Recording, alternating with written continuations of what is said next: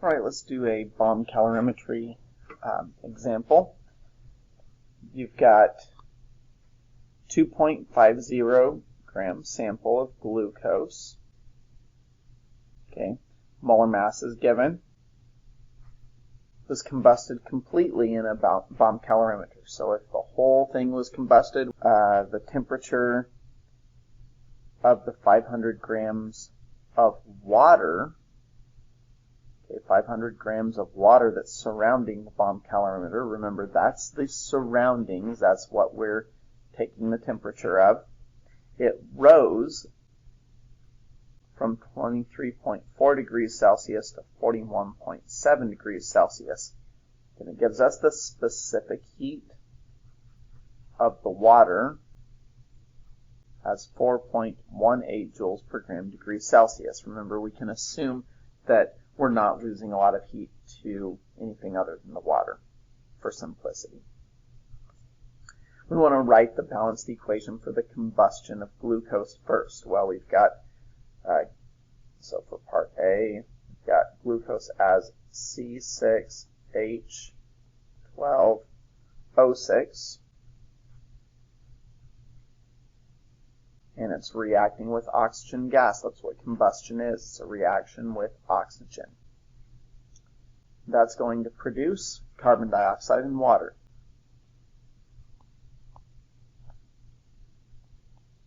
Remember, when we're burning a hydrocarbon, unless it has nitrogen in it, it's just going to make carbon dioxide and water. All right. So now we want to balance it. It looks like I've got 6 carbons. I better put a 6 here. All right, I've got 12 hydrogens, so I'm going to have to put a 6 here. Let's add those up. I've got 12 oxygens here, and I've got 6 oxygens there. 12 plus 6 gives me 18. So I'm going to need to put a 9 right there in order to balance the reaction. There's our balanced equation. Part B, a different color, part B, says calculate the amount of heat absorbed by the water surrounding the bomb calorimeter. So I want to know how much heat was absorbed.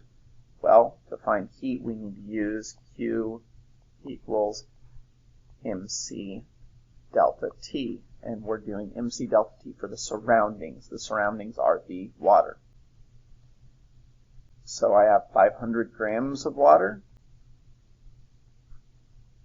and the temperature increases that much.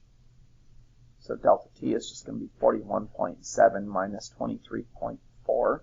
And then we've got our specific heat, which is 4.18 joules per gram degree Celsius.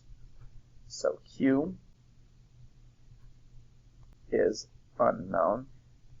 M is the mass of the water, again 500 grams. C, 4.18 joules per gram degree Celsius.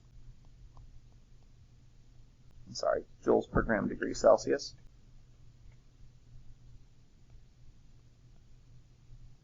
And then delta T is going to be our change in temperature given in the problem as 41.7 minus 23.4. It's going to be our change in temperature, 18.3 degrees Celsius. All right, so now we just need to calculate Q of the surroundings equals M, which is 500.0 grams, times C, which is 4.18 joules per gram degree Celsius, times the change in temperature, which is 18.3 degrees Celsius. Note that it's an increase. This is a positive number. That's because it is the heat that's being absorbed by the water surrounding the bomb calorimeter. Remember, this is surroundings. The surroundings temperature increases when heat is released by the system. It's absorbed by the surroundings. So we end up with Q of surroundings equal to 38,247, which, if you round that to the appropriate number of sig figs, which is 3 sig figs, it'll be about 38,200 joules. That's heat of the surroundings. The thing goes on to ask, assuming that the bomb calorimeter absorbs a negligible amount of heat, determine the amount of heat released by the combustion of the glucose. So the amount of heat released. Well, we just calculated the amount of heat that was measured, the amount of heat that was absorbed. So part C, the amount of heat released, that's going to be Q of the system. And heat of the system equals the negative heat of the surroundings. So in other words, that is going to be the heat of the system. That's the heat released by the reaction. And where this is the heat absorbed by the surroundings.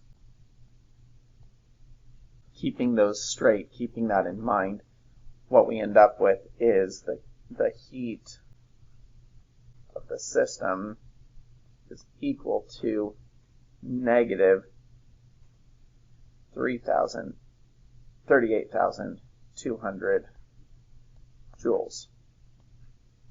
It's just the negative of the number that we had up here for part C.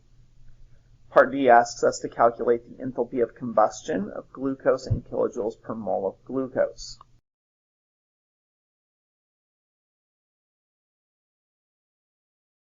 So that being said, I first have to know how many moles of glucose do we have. Well, this was from burning 2.50 grams of glucose. So we know the heat that was produced by 2.50 grams of glucose. We want to know how much heat is produced by a mole. So what we need to do is convert that into moles. Start out by putting 2.50 grams of glucose, which is C6H12O6. You can find the molar mass of that. 1 mole is equal to 180.16 grams of glucose.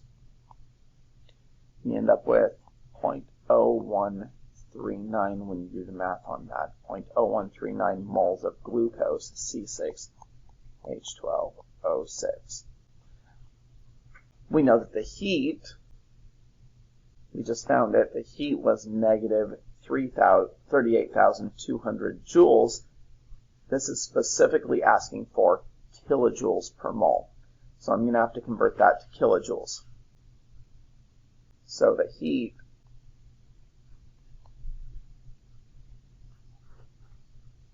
is equal to negative 38.2 kilojoules.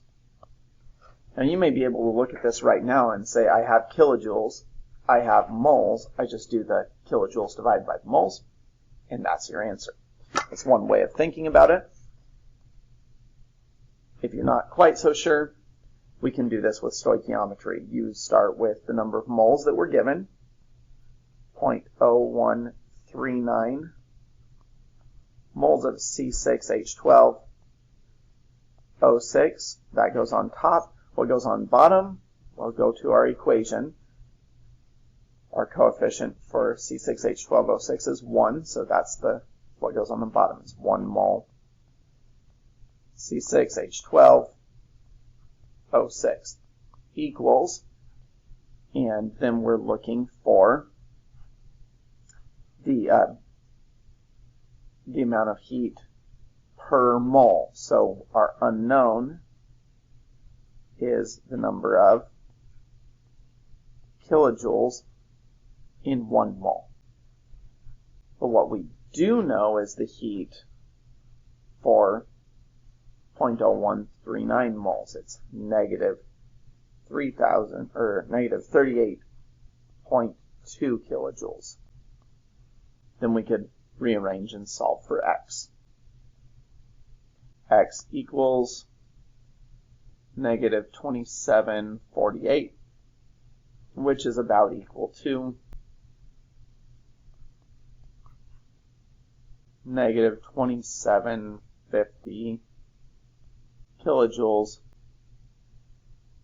per mole of reaction,